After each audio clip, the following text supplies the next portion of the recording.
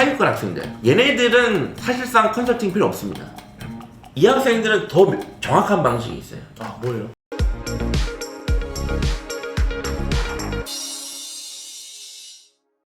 네, 매브리온 여러분 안녕하십니까. 오늘은 정말 여러분께서 기다리셨던 바로 그분, 우리 펜타킬 최승현 선생님 모셨습니다. 안녕하세요. 반갑습니다. 네. 우리 매브리 TV 시청자 구독자 여러분 다시 한번 반갑습니다. 네, 정말 지금도 아까도 말씀드렸지만 지금 이 순간에도 상당히 많은 분들이 펜타킬 선생님의 영상을 보고 있다. 과거 영상을 이번에 저희가 업데이트하기 위해서 또 한번 모였습니다. 참 부끄러운 영상인데 제가 출연했던 유튜브 영상 중 가장 조회수가 높은 걸로 알고 있거든요. 그래요?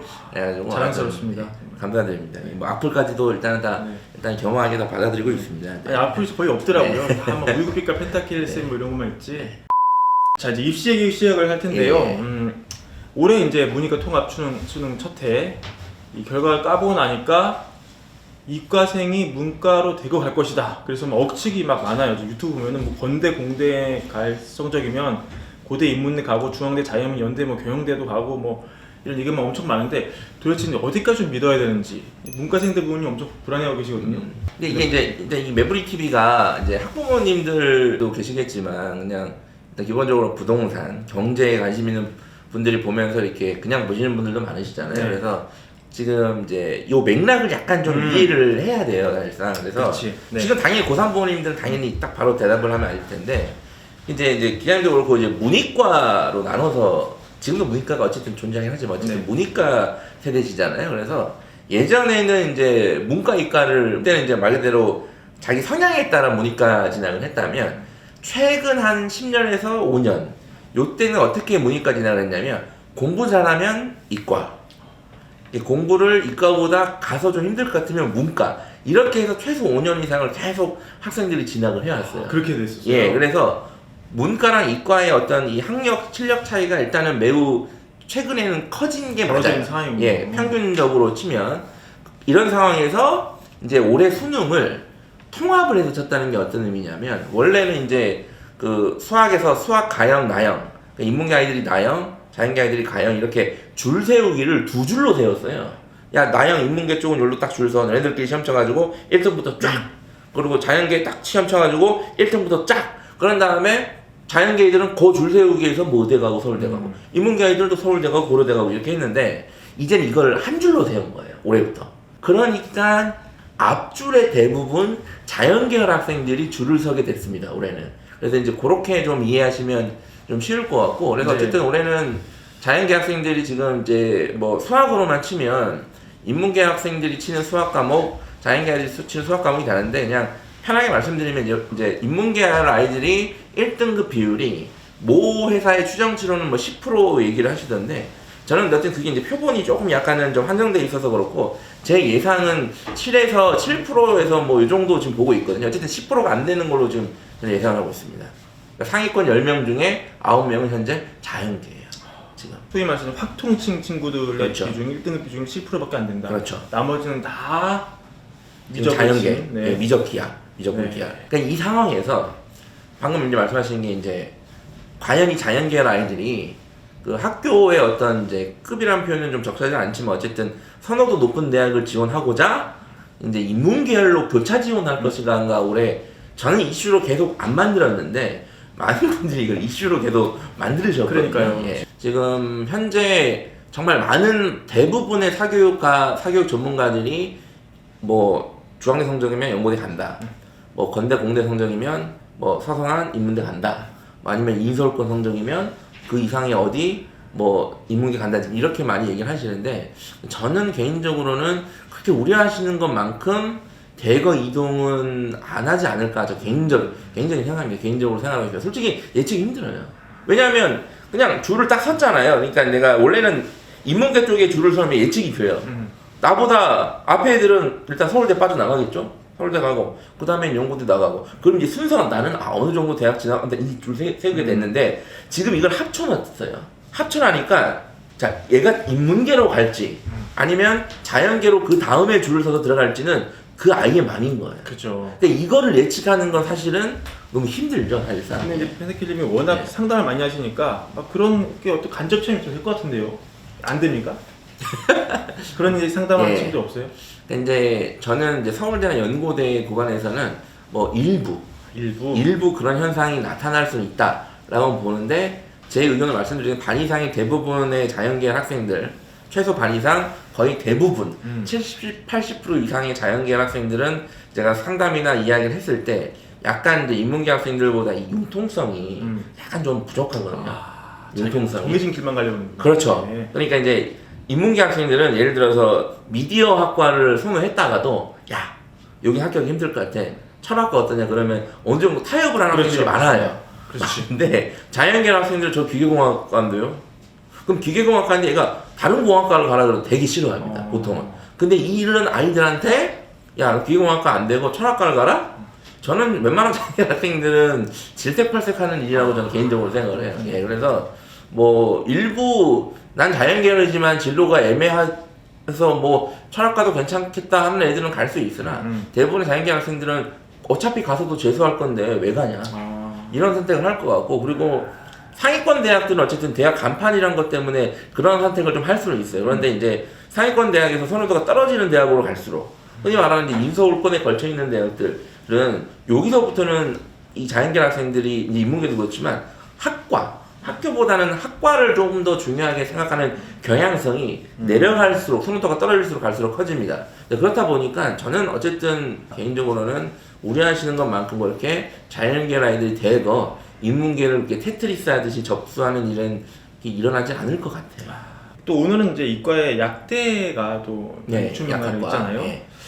요거는 입시 라인은 그러면 기존에 이제 그 의대, 치대, 의치한수 예. 그냥 비교하면 좀 어느 정도 급으로 넣어줘야 되는지. 예, 이제 어쨌든 이게 서열하는 전 개인적으로는 싫어하지만 어쨌든 사실 이해를 돕기 현실이니까. 위해 이제 보통 붙이기는 이제 거 아닙니다, 의치한수 이렇게 얘기를 하지 않습니까? 네. 의대, 치대, 한의대, 수의대 네. 이제 이걸 통틀어서 의학계열이다. 의학계열이다. 이 약학과가 10년 만에 이제 학부 입시로 부활을 했거든요. 그래서 이게 어느 정도 위치냐를 우리가 가늠이 좀 안 돼요. 그래서 뭐 저도 잘 가늠이 안 되죠. 10년 전에 어느 정도 데이터를 봤을 때는 그 약대가 의예과를 안 가고도 약학과 진학하는 학생들이 꽤 있었어요. 실제로 상위권 의대를 안 약학과, 가고. 예, 상위권 약학과 같은 경우에는 왜냐하면 근데 의대 같은 경우에는 예를 들어서 피를 못 본다. 그렇지. 그럼 마음이 약하다. 맞아요. 아니면 우리 애는 거기 10년 동안 의사생활하면서 레지던트 하면서 엄청 고생하지 않습니까? 우리 애는 그런 거 시키고 싶지 않아.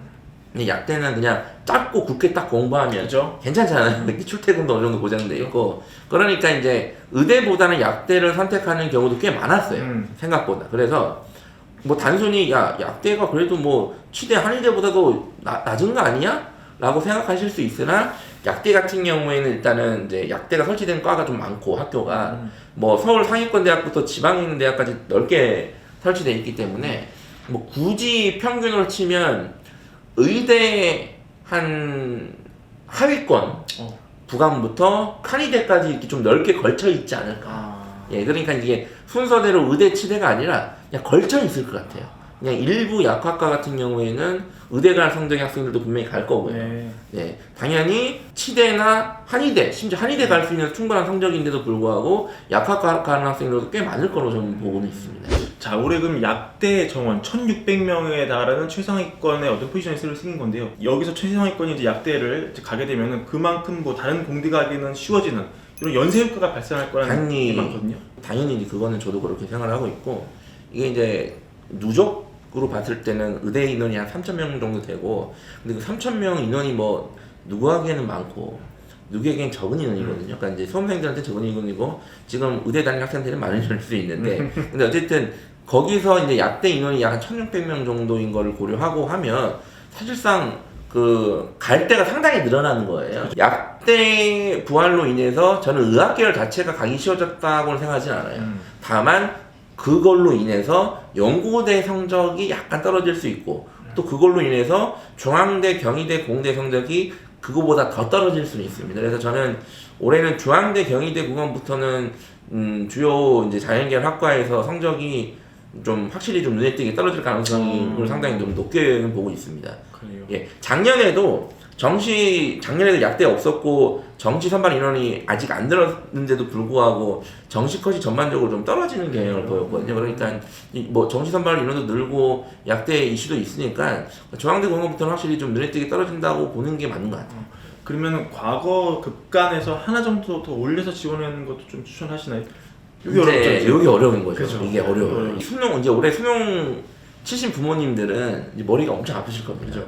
이 점수로 어디를 가야 되나? 근데 이제 이 점수로 어느 정도 지원해야 될지는 대충 알아요. 대충 한 이 정도 구간 지원 가능하다. 대충 어느 대학이 아니라 한 뭐 요 정도 구간은 대충 파악이 되는데 이게 이제 자꾸 야 이성적으로 작년에 고려대 뚫었대. 야 어느 대학 대박 났대. 막 이런 게 자꾸 들리거든요. 그거를 이제 업계에서는 스나이핑이라고 하는데 근데 사실은 아깝잖아요. 3장밖에 없으니까 그냥 대충 될 만한 데를 3장 쓰는 게 맞는지 아니면 야 그렇게 한번 써봐야 되는 건지 하나는 질러야 되는 거 아니에요? 예, 근데 뭐 하나는 지르는데 네. 하나는 너무 아까웠고 2개를 질러야 되는지 이게 되게 고민이거든요. 이게 사실 기회비용 같은 거라서 정답이 있습니까? 그게? 이 정답이 이 업계에서 고전적으로 내려오는 이 뭐랄까 이 성경 같은 명언이 있거든요. 1승 1무 1패 전략이라고 들어보셨을 거예요. 위 하나 아래 그렇죠. 하나. 한 개는 지르고 한 개는 적당히 쓰고 한 개는 낮춰서 안정적으로 써라. 좀 요건데 뭐 이거는 좀 성향의 차이인 것 같아요. 뭐 저는 개인적으로는 2장을 그냥 크게 쓰고 한 장만 적당히 써라 이런 성향을 갖고 있는 사람이긴 한데 불안하거든요. 떨어질 수 있으니까 그렇죠. 어떻게든. 다 떨어질 수 있잖아요. 이 정시 지원이라는 게 단순히 야 그냥 성적대로 딱딱딱 가는 거 아니야라고 생각하실 수 있는데 생각보다 이 정시도 운이나 어떻게 보면 이 다양한 요소들이 많이 작용이 됩니다. 작년에 연세대 경영 같은 경우가 사실 펑크라고 할 정도로 성적이 매우 낮았거든요. 그래서 이게 이제 정시 지원이 보통은 이제 지난해 데이터를 많이 참고하는 거 이제 예를 들어서 야 지난해 이 정도 성적, 이 정도 위치되는 학생들이 여기 붙었어. 이제 이게 되게 중요한 데이터인데 지난해까지는 2줄로 세웠단 말이에요. 그죠. 2줄 세우기의 데이터인데 올해는 이제 한 줄로 쓰다 보니까 사실 지난해 데이터나 이런 것들도 사실은 참고는 할 수 있으나 사실은 뭐 크게 지원할 때 막 적절한 데이터냐 올해는 좀 아니라고 저는 개인적으로 보고 있습니다. 한 줄에다가 약대 변수가 또 들어가니까 이게 정시별도 좀 늘었거든요. 게다가 그것까지 예. 세 가지가 너무 달라지니까 너무 머리가 아프실 거예요. 그렇죠. 머리가 엄청 아픕니다. 하지만 작년보다 그럼 약간 좀 더 지를만하다. 요건 요거는 이제 작년보다는 좀 과감하게 조금 더 적극적으로 하셔도 되지 않나. 같은 이제 급이면은 예. 이런 거 포함해서 종합적으로 이제 문과, 이과, 뭐 상중하 종합적으로 이 원서를 어떻게 써야 되는지 좀 너무 광범위한 질문입니다만 조언을 좀 부탁드립니다. 지금 정시 원서를 이제 쓰게 되는 고3 학생들 그리고 이제 지금 고2 학부모님들이나 고1 학생 학부모님들도 이제 나중에 이제 정시로 가게 되면 이제 수능 성적표가 나온 다음에 부모님들이 이제 정시 관련된 뭐 영상이나 설명회를 엄청나게 많이 찾아오시거든요. 네. 그런데 제가 미리 말씀드리면 부모님들이 정말 이 대입에 관심을 1년, 2년간 꾸준히 가지시고 뭐 쫓아다닐 정도로 준 입시 전문가 정도의 지식이 있지 않는 한은 정시 설명회를 가셔도 이해하기가 매우 힘드실 겁니다. 예, 내공이 없으면 이해가 안 돼요. 그렇죠. 지금 유튜브 막 정시 관련된 영상 엄청나게 많이 쏟아지고 있거든요. 봐도 잘 모르실 거예요. 저도 1년간의 숙성 기간 좀 표현하고 예, 그러니까 이해하고 지금부터 1년간 공부하라는 얘기가 아니에요. 그러니까 하지 말라는 얘기를 하는 거예요. 하지 말라. 예, 하지 말고 그냥 정시 컨설팅을 받는 거를 추천합니다. 예, 몇 군데. 솔직히 정시 컨설팅 비용이 좀 비싸긴 한데 뭐 적게는 뭐 30에서 많게는 뭐 부르는 게 가벼운 분들도 있거든요. 근데 부르는 게 가벼운 분들 왜 그런지는 잘 모르겠지만 어쨌든 뭐 본인이 그렇게 받겠다고 하니까 정시 컨설팅을 일반적으로 성적과 상관없이 그 진학사 모의 지원이 있어요. 예, 보통 아이들 이제 몇 칸 하는데 근데 그게 뭐 매우 정확하진 않습니다. 미리 말씀드리지만 그게 완벽하게 정확하진 않아요. 그냥 말 그대로 참고하는 정도예요. 그래서 진학사 모의 지원의 데이터를 기준으로 학교에서도 받으시고 학교에서도 요즘 정시 지도를 해주세요. 그리고 교육청이나 교육지원청에서도 무료로 많이 하거든요. 여기서도 한번 받아보시고 그 다음에 유료로 최소 컨설팅을 한 2군데 정도 받아보세요. 그러면 어느 정도 이 교집합 지점이 생기거든요. 그럼 그 구간에서 원서 지원을 하시면 돼요. 그러니까 괜히 부모님들이 막 쫓아다니면서 아실 필요까지는 잘 없다고 봐요.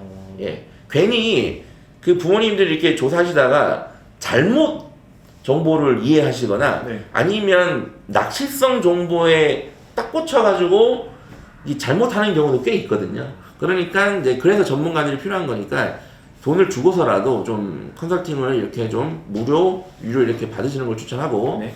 그 다음에 이제 상위권 같은 상위권 학생들은 좀 이제 대치동이라고 말하는 그 지역에서의 상담을 받는 거를 당연히 추천하고 중위권은 좀 그렇고 이제 인서울권 인서울권. 네, 요 정도 구간에서 이 원서를 써야 되는 학생들은 솔직히 말씀드리면 대치동 컨설팅이 크게 의미가 없어요. 아, 거긴 최상위권을 뽑게 예. 되는 거예요? 그래 이제 정식 컨설팅이라는 게 최상위권 학생들에게 좀 더 정확해요. 아. 왜냐면 명백하거든요.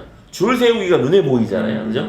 그런데 이제 선호도가 이제 자꾸 낮아지는 대학으로 계속 가면 갈수록 많은 변수들이 생겨요, 정말. 그렇구나. 그래서 그냥 그 인서울권 같은 경우에는 굳이 대치동에서 비싼 컨설팅 받으실 필요 없고 교육지원청이나 학교 컨설팅이나 아니면 그냥 흔히 말하는 좀 어느 큰 회사의 유료 컨설팅 정도만으로도 충분히 되니까 그 정도를 받으시고 그 다음에 네. 이제 하위권 학생들 이제 인서울 바깥에. 예 네. 얘네들은 사실상 컨설팅 필요 없습니다. 그래요? 그러니까 성적이 낮으니까 컨설팅이 필요한 게 아니라 이 학생들은 더 정확한 방식이 있어요. 아, 뭐예요? 학교에 전화를 하시면 됩니다. 그래요? 입학처에. 어. 지금 이제 내가 인서울 진입이 힘들다. 어. 그러면 이제 지방에 있는 대학들을 정시로 써야 되는 학생들은 이 지방이 지거국 포함입니까? 예 지거국도 전화를 하면 알려줄 겁니다. 올해부터는. 네. 그래서 이제 지거국도 지거국 약간 나름이긴 한데 네. 어쨌든 이제 전화를 해서 성적을 알려주면 뭐 알려줘요. 입학처에서 대부분 써라. 그래요? 너는 이 학과보다는 다른 학과를 쓰는 걸 추천한다. 이야. 그럼 이 학과를 쓰지 말라는 얘기거든요.